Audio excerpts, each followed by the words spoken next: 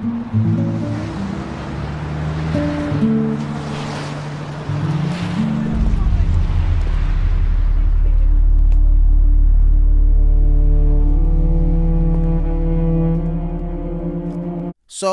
Man on Fire. This is an excellent thriller, and for some reason, it gets kind of slept on, and it's got this weird, like, really low Rotten Tomato score for some reason, but, like, ignore all that, ignore the haters. This is a great movie, You've got prime time Denzel, you've got Brian Helgeland as the screenwriter, you've got the late Tony Scott as the director. I mean, you can't really go wrong with this one.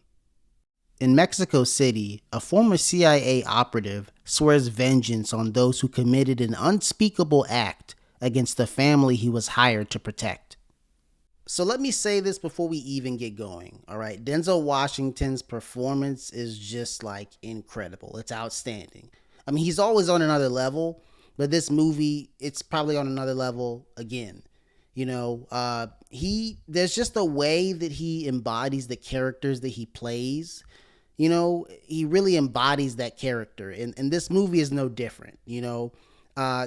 Something I noticed just when watching this movie again is that Denzel does a lot of his acting with his body language. No sé, tendremos razzle dazzle. ¡No, ya no me cortes, cabrón! ¡Ya déjame en paz, cabrón!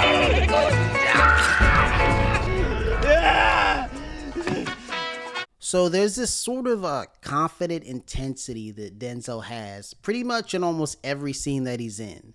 There's a scene where Creasy, who he's played by Denzel Washington, he basically has this corrupt policeman bound up and bent over the hood of a police car, right? It might be a regular car, I think. So basically, Creasy's talking to this guy and kind of going through the parts of a bomb to him. And it's just the way that he says it is just hilarious. You put them all together, you got a bomb. Not very sophisticated, but very powerful. That's what you have in your ass right now. Don't move. Don't move. Don't move. So I loved that Creasy was just super cutthroat in this movie.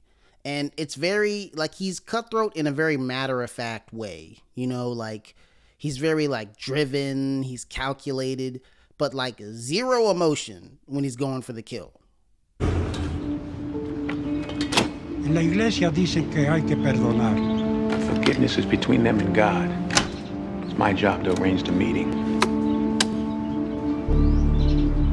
So one thing I noticed about this movie, and I really love this about it, is that this is really like two movies. The first part you have Creasy bonding with Lupita, and it's almost like this, like a father to daughter type relationship. He's helping her at swim practice and all this stuff. Like, they're getting closer to each other in that way, and then you have the second half of the movie where, after Lupita's been kidnapped, and Denzel just flips a switch, because that whole second half is like all revenge. That whole second half is Creasy just saying, I'm going to hunt down, everyone that played a part in Lupita's kidnapping, and I love that the movie has that full range of emotions and things going on. It just made the movie feel so, like, full. And I really love that about this movie. No te vas a callar.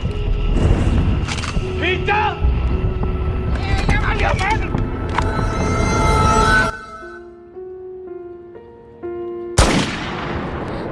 So I loved that the movie, right, Man on Fire, was filmed in such a gritty way.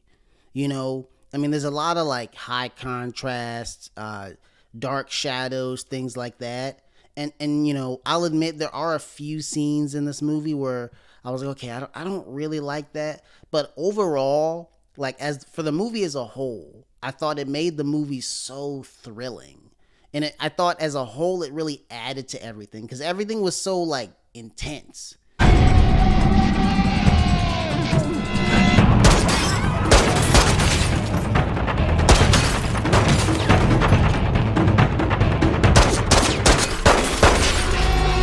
So look, Man on Fire, this is a wonderful movie.